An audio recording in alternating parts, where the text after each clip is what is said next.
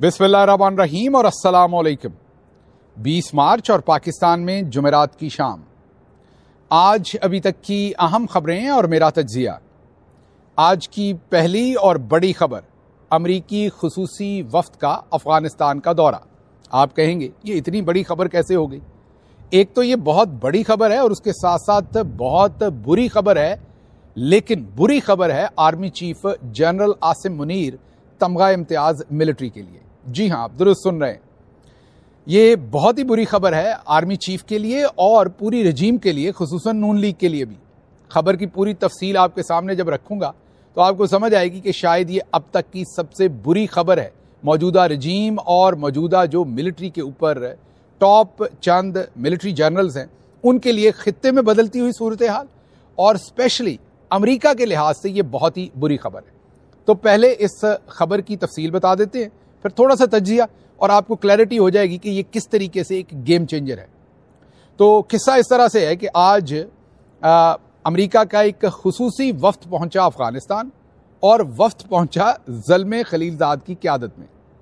अब ज़ल्मे खलीलजाद शायद वाहिद नॉन पाकिस्तानी, जी हाँ दोबारा सुनिए गौर से, वाहिद नॉन पाकिस्तानी शख्सियत हैं जो army chief general Asim Munir के सख्त क्रिटिकल हैं और ये समझते हैं कि अगर उनकी क़यादत रही और उनकी मौजूदा पॉलिसियां रहीं तो पाकिस्तान तबाह हो जाएगा। और वो पै दर पै आर्मी चीफ के ऊपर हर रोज़ तनकीद करते हैं, ट्वीट करते हैं, आवाम को, अमरीकी पॉलिसी मेकर्स को, दुनिया के प्रेस को, पाकिस्तानियों को, सबको बताते हैं कि आर्मी चीफ की मौजूदा जो पॉलिसीज़ हैं वो बहुत ख़तरनाक हैं और बार बार इमरान खान की रिहाई के बारे में वो बात करते हैं। इसकी तरफ तो आते हैं, लेकिन पहले आज जो मुलाकात थी, ये जो वफ्द का दौरा था वो सरप्राइज दौरा था, किसी को नहीं पता था। अचानक अमरीकी वफ्द जो है वो अफगानिस्तान पहुंचता है, पाकिस्तान को भी नहीं पता था। और ये शायद पिछले 20-30 साल में पहली दफ़ा हुआ है कि अमेरिका जो है वो पाकिस्तान के बगैर, अनलेस जो अमेरिका वहाँ मौजूद था, अशरफ गनी की हुकूमत, वो तो जाहिर है अमेरिका के उनके साथ डायरेक्ट मरासम थे, पाकिस्तान के वो वैसे भी एंटाई हुकूमत थी, लेकिन तालिबान हमेशा से अमेरिका पाकिस्तान के थ्रू ही उनसे मामलात करता था। ये शायद पहली दफ़ा हुआ है कि अमेरिका ने पाकिस्तान को काट के, या अब तालिबान ने पाकिस्तान को काट के एक दूसरे के साथ डायरेक्ट मुलाकात की है। तो वहाँ पर जब वफ्द पहुँचा ज़ल्मे खलीलजाद की क़यादत में, जो तस्वीर आई, जो प्रेस रिलीज़ आई, अफ़गान फ़ॉरेन मिनिस्टर के साथ उनकी मुलाकात हुई, उसमें नज़र आ रहा था कि एक नया तजदीद अहद है, एक नए दौर का आगाज़ है, दोस्ती है, खुशगवार माहौल है।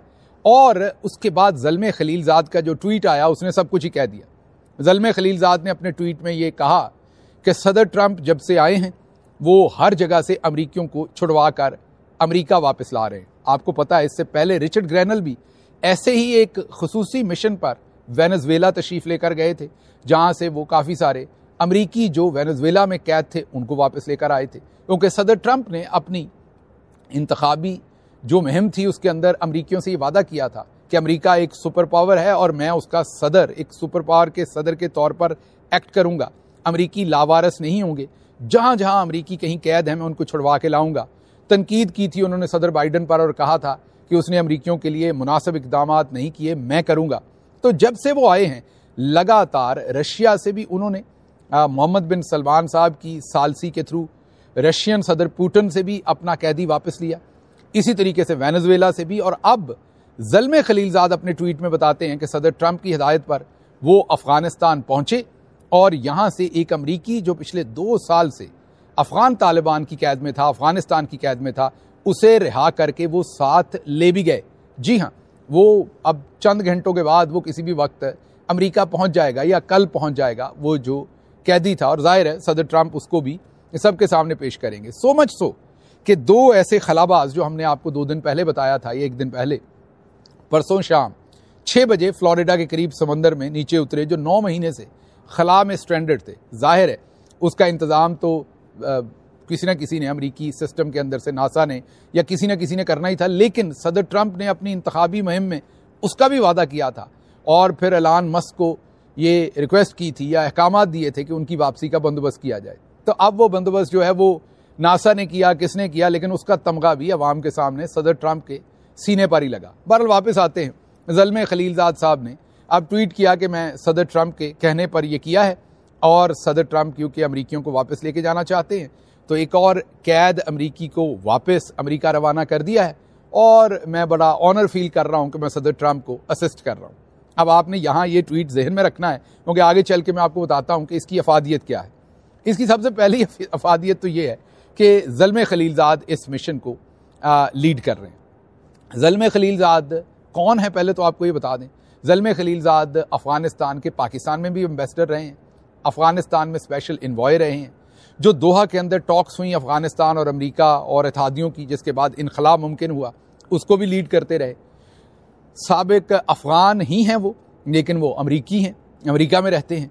तो इस पूरे खत्ते को, या अमेरिका की जो रिपब्लिकन की एडमिनिस्ट्रेशन है, उसमें अगर कोई शख्स सबसे ज़्यादा हमारी फ़ौज को, हमारी एजेंसीज़ को, अफ़गानिस्तान को, तालिबान को, इस पूरे खत्ते की जो भी डायमेंशंस हैं, उनको पॉलिटिकल डायमेंशंस कह लें, सिक्योरिटी से रिलेटेड जो एस्पेक्ट्स हैं उन्हें कह लें, अगर कोई सबसे ज़्यादा बेहतर समझता जानता है तो वो ज़ल्मे खलीलज़ाद ही हैं।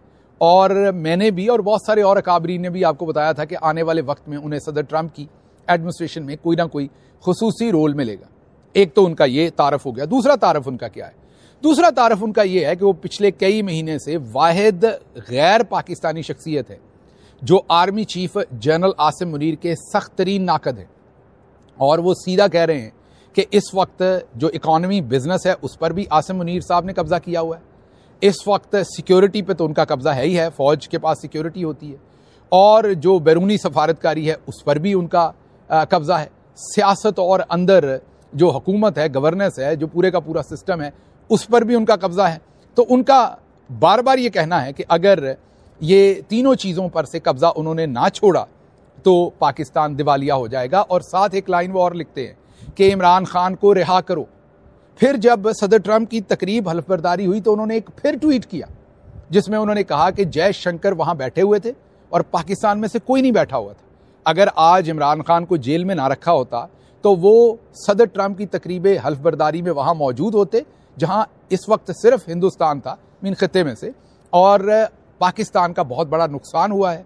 और अगर इमरान खान होते तो वो भी जयशंकर के तरह वहाँ पर खसूसी मेहमान के तौर पर सदर ट्रंप के मौजूद होते और पाकिस्तान को इसका फ़ायदा होता।